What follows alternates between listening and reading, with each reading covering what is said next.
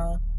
It's Princess Diana. I'm trying to get this camera right. I'm getting me a new phone at some point, and hopefully, y'all, if y'all can recommend some cell phones that take good pictures other than an iPhone, because I'm just not. I just don't want to. I'm such an Android girl. I just don't want an iPhone right now. I just don't. I have to relearn all that stuff. I'm just, you know, don't want to relearn it. But I wanted to speak on what's the title? I wanted to speak on like, let's see. We'll just start talking. I'll just start talking, and then I'll formulate a topic later. So I wanted to speak on let's see. I wanted to speak on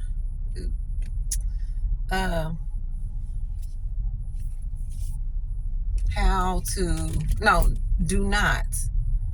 try not to go outside of your relationship and speak on what's going on in your relationships, whether it's good or bad. A lot of times, you can just say things like, if somebody asks you, how's it going in between you and so and so, I would say something like, I think we're doing pretty good. We're doing pretty good.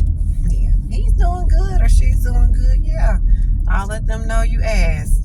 Stuff like that. You don't want to get into detail about things. You really don't even want to kind of complain, because once you start doing that, then it's like people start forming their own opinions, which they're gonna do that anyway. But you're driving them towards a certain type of opinion, and then they're like, I don't want to say choosing sides, because, and this is really goes for like family members, because most of them, unless you're the person that's just off the chain and you've always been the wild person, then more than likely they're gonna have your side because you're their family, right?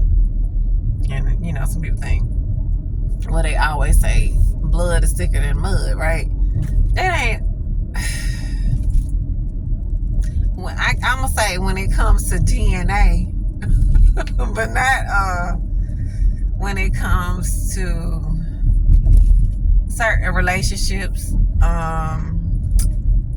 Certain relationships you can build outside of your dynamics with your family that might actually be better for you. Might be more supportive. They might be more of a friend, might be there for you more than your family has ever been there for you. And then when you think about it, like, unless you just only with your family all the time, because there are some people like that, all they're with is with their family all the time. And that's, fortunate if that's what you want to do. But it's also like, my family, we're close, but we're not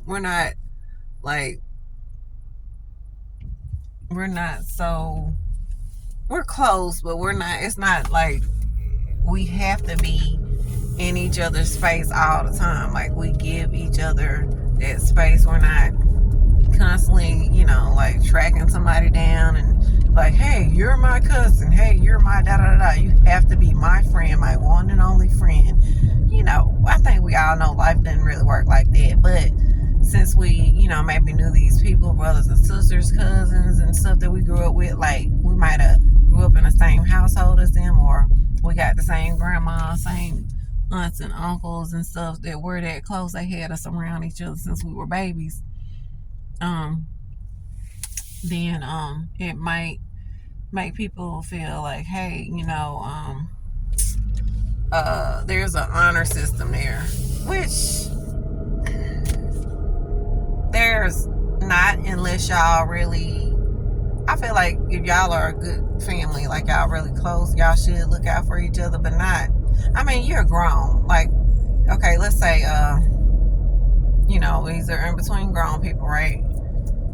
And most people have moms and dads or somebody that raised them or whatever, right? To me, that's the responsible person. But the most responsible person to you, but let's say I moved somewhere, or somebody moved to my city and state, and then they're my cousin or something, because I don't have brothers and sisters, but they're my cousin or something. Then I'm like, hey, and it used to be this way, and I feel like it should be this way again. We gotta get back together. Families gotta get back together, like the older people say they used to be. Not every family was good, but the ones who had a decent thing going, like, get that thing back together. You might have to be the one to do that. Anyway, so like they moved to your city and your state, right? And they're like, man, they don't know anybody there. Maybe they're a social butterfly, maybe they aren't, but hey, let them know, hey, we're just a phone call away. Matter of fact, we're in the city, so just hit me up if you need something. Maybe I can help you with it. It's not saying you're trying to help them financially. We're grown, y'all. Come on. So don't be trying to be like, oh yeah, can I stay with you for? Now sometimes that's a thing, but I'm not saying for that reason. Like, you need to try to, unless you got a sister or brother or something, you need to try your best to kind of have your stuff together. Even if, with a sister or brother, whether you needed a place to stay for just temporary, right? You need to be prepared to get a job or two, depending on how much the income is, and help them out on, like, maybe they have an extra room or something like that. Make sure it's okay. You're not impinging on, see if they got kids. You can't be coming in and out all times of night, because if they got small kids or teenagers or whatever, you don't want to bring anybody around that can put them in danger or expose them to certain ways of life that maybe their parents are raising them a certain way. They're not trying to raise them in a way where, they're wild out here. They, you cussing and coming in smelling like weed and drinking all night and coming in late and staggering in. Don't do that. Be a good, if you're going to live with somebody, be a good, I guess you can say a roommate, but a housemate. We're going to say a housemate. Yeah. Just be a good housemate so people don't mind you staying with them. That's a lot of times why. And pay on time. Hey, say I can give you blah. Just say how much you can get them up front. Hey, I think I can only give you blah blah blah blah every month. Is that okay? And then if that's your sister, big sister, or brother, they probably be like, you know what, that'll help. And you're just getting started, so that's fine for now. And put this stuff in writing. Try to put this in writing. I don't want people to go sue each other and stuff like that, but it's just for y'all, okay? Putting in writing, send text messages and stuff like that, because be a person of your word when you deal with family, because even though that person is your family and they love you, right? They could love you, right? You can cut ties with people that actually love you, and there's not a lot of people in the world that just love random people. So I think people need to stop taking their decent family. If you got a decent family or y'all are close, stop taking them people for granted now. Stop taking them for granted, because I'm telling you, the world ain't out here like, oh, full of love. Like, yes, just come over here. We'll take you in. We'll help you out when you don't have anything and all these things like that. We're not a phone call. Nah, you're going to have to pay us. The world ain't caring nothing about that. The world ain't trying to, they don't give a doggone about you. You know what I'm saying? They don't give a dang about you.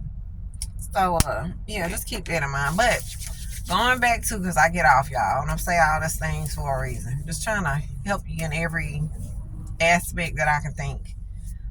And I'm speaking to myself too, right? I'm literally speaking to myself. Anytime we're looking at a phone or computer or whatever device we're filming on, we're speaking to ourselves, but we're speaking to you.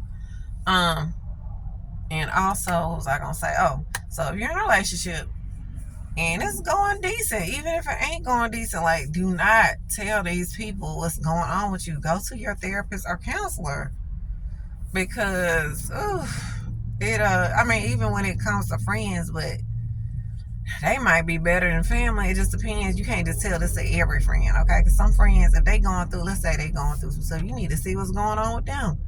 They might not be wanting to hear them complaints and stuff you got going on, okay? because they might be going through some stuff, and then they might be jealous if y'all going through, y'all got really good times. Stop telling everybody all the good stuff.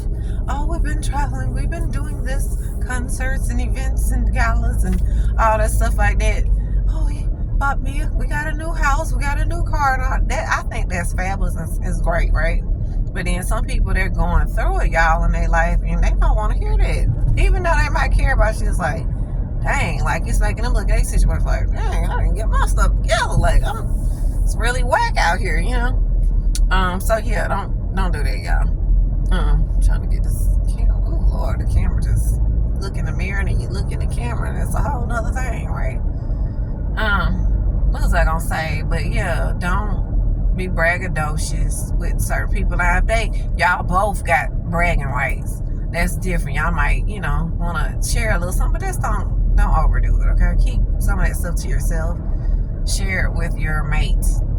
If y'all need help or whatever, go get counseling or something like that. I would say go get counseling or therapy, talk to God, whatever, because as soon as you tell the details of how you consider your person to be or what y'all going through, and somebody's gonna have an opinion. Like, even the best person's gonna have an opinion, but hopefully they leave it in, if they're really